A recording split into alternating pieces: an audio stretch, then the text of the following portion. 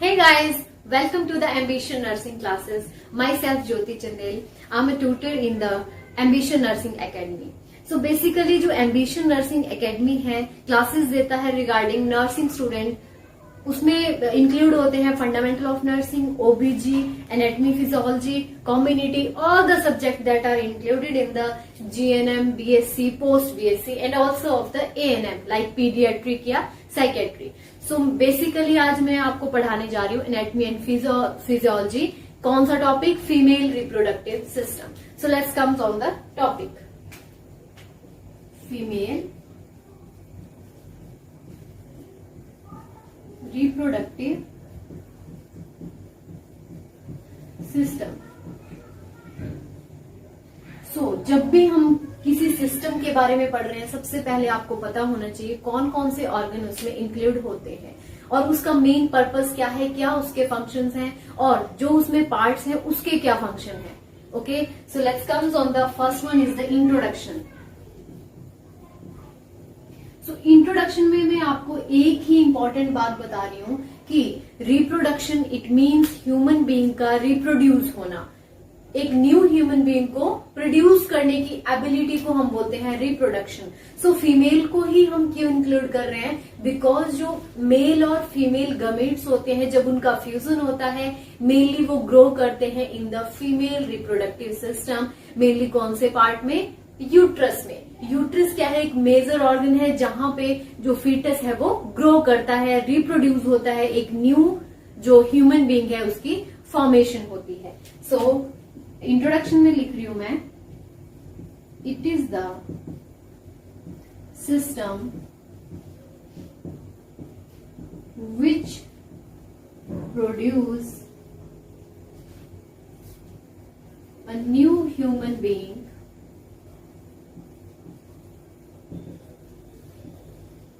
by the fusion of male and female gamete. अब बात आती है कि मेल गमीट क्या होता है और फीमेल गमीट क्या होता है. सो मेल गमीट की अगर हम बात करें so there is the spermatozoa and female gamete की बात करें so there is the ovum या ओवा आप बोल सकते हो. सो मेल गमीट का नाम है स्पर्मेटोजोआ. It means sperm. जो मेनली स्पर्म और ओवम का जब फ्यूजन होता है उसके बाद बनता है क्या? एक न्यू फीटस या फिर आप बोल सकते हो एक न्यू ह्यूमन बीइंग की रिप्रोडक्शन होना. एंड फीमेल गमीट में क्या आता है? ओवम. सो इन दोनों का फ्यूजन जब हो जाएगा, बन जाएगा एक न्यू ह्यूमन बीइंग जिसको हम बोलते हैं रिप्रोडक्शन. या आप बोल सकते हो इन दोनों का जब फ्यूजन होगा उसको हम बोलेंगे फर्टिलाइजेशन. और जो फर्टिलाइजेशन है वो मेनली कहां पे होती है? यूट्रस की जो फैलोपियन ट्यूब्स होती हैं, लाइक इस सीक्वेंस में वो लोकेटेड होती हैं. सो वहां पे मेनली होता है fusion of the male and female gamete. और फर्टिलाइजेशन भी कहां पे जाके होती है? In the ampulla part of the fallopian tubes. Next हम जब पढ़ेंगे यूट्रस के बारे में तब मैं आपको अच्छे से एक्सप्लेन करूंगी कि जो फैलोपियन ट्यूब्स है कहां पे कौन से पार्ट में फर्टिलाइजेशन होती है. सो ये थी आपकी general introduction of the female reproductive system. Now comes on the what are the function. कि फीमेल रिप्रोडक्टिव सिस्टम की क्या जरूरत पड़ी, क्या इसका मेन फंक्शन है हमारी बॉडी में. लाइक ब्रेन का क्या फंक्शन है? सारी इंपल्सेस देना, सारे बॉडी सिस्टम को चलाना. कौन चलाता है? हमारा ब्रेन चलाता है.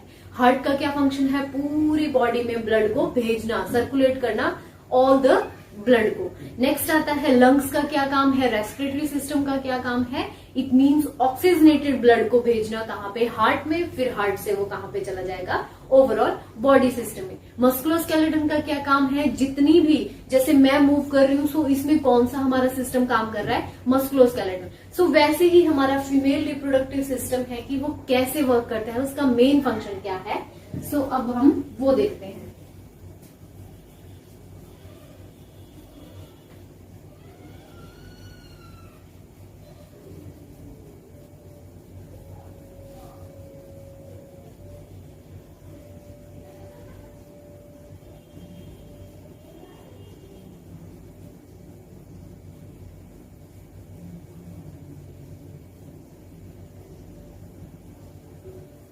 So next heading is the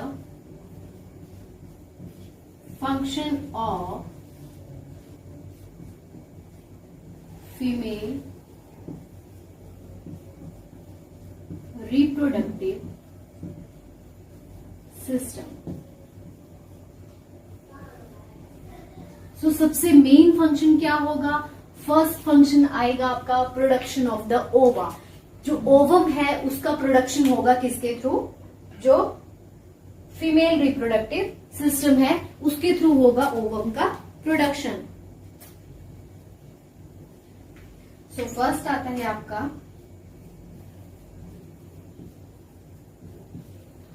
production of ovum.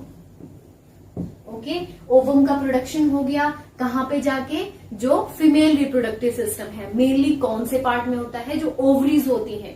2 ovaries present रहती हैं फीमेल रिप्रोडक्टिव सिस्टम में. सो वहीं से ही ओवम का प्रोडक्शन होता है. सो फर्स्ट फंक्शन हो गया. नेक्स्ट आता है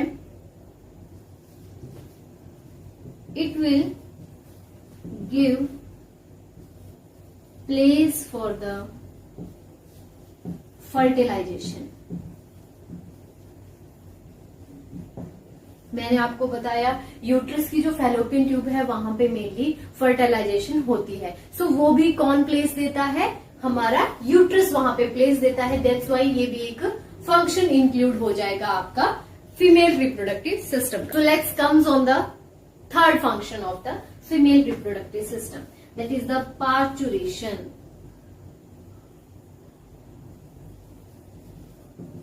अब पार्चुरेशन क्या होता है? Child birth. बच्चे को बर्थ देने के लिए यूट्रस क्या करता है? कॉन्ट्रैक्शन करता है at the time of 9 month, या बोल सकते हो at the time of term. Term हम क्या बोलते हैं? जब 37 वीक्स कंप्लीट हो जाते हैं उसको हम बोलते हैं टर्म. इट मीन्स वहां पे कंप्लीट फॉर्मेशन हो गई है फीटस की. तो उस टाइम पे जो यूट्रस है वो स्पॉन्टेनियसली क्या करता है? कॉन्ट्रैक्शन करता है और जो फीटस है वो एक्सपेल आउट हो जाता है from the womb to the outer world. So वो भी किसका फंक्शन है? मेनली फीमेल रिप्रोडक्टिव सिस्टम का. नेक्स्ट आता है लैक्टेशन. अब आप बोलोगे फीमेल रिप्रोडक्टिव सिस्टम में लैक्टेशन का क्या काम? लैक्टेशन मेनली कहां से है? ब्रेस्ट से है. ब्रेस्ट भी एक आपका रिप्रोडक्टिव सिस्टम में इंक्लूड होता है.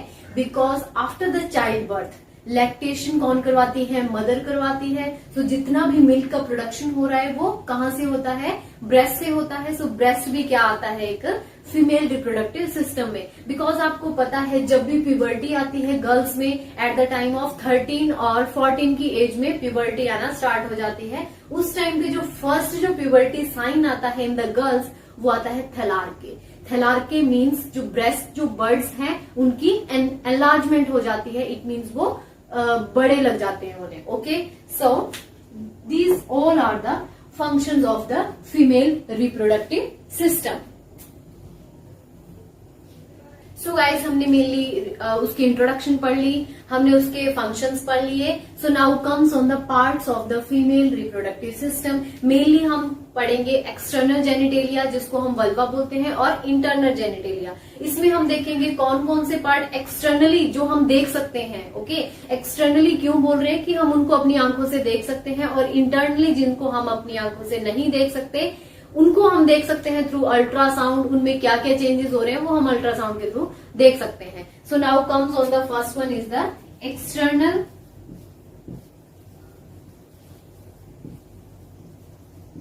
जेनिटेलिया.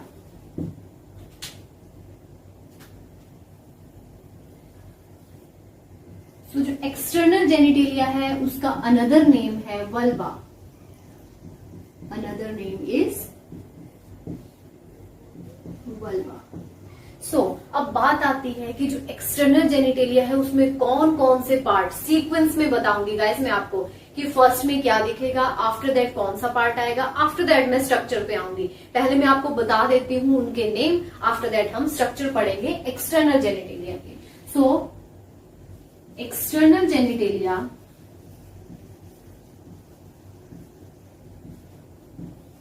इंक्लूड क्या क्या इंक्लूड करेगा? फर्स्ट वन आता है mons pubis.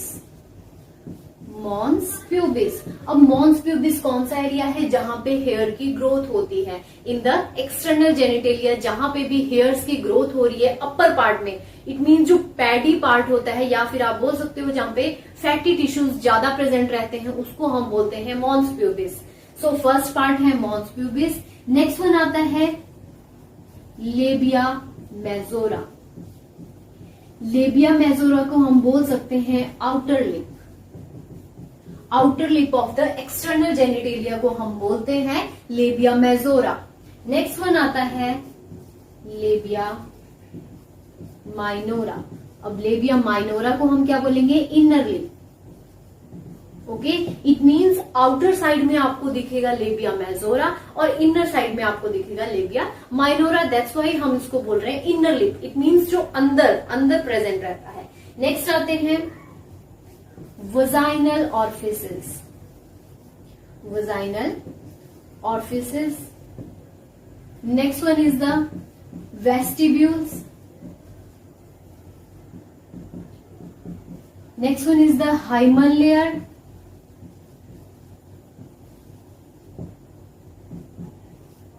Next one is the Bartholin gland. Bartholin gland को आप और बोल सकते हो vestibular gland. Vestibular gland. So guys, ये थे आपके एक्सटर्नल जेनिटेलिया के मेन पार्ट। सबसे पहले हमने देखा कौन सा? Mons pubis. नेक्स्ट वन आता है लेबिया मेजोरा, जिसको हम बोलते हैं आउटर लिप। आफ्टर दैट आता है labia minora, that is the inner lip of the external genitalia. Next one is the vaginal orifices. It mean जो वजाइनल ओपनिंग है उसको हम बोलते हैं वजाइनल ऑर्फिसेस। नेक्स्ट है vestibules, hymen layer, Bartholin gland, जिनको हम और क्या बोल सकते हैं? Vestibular gland. So now comes on the structure of the external genitalia.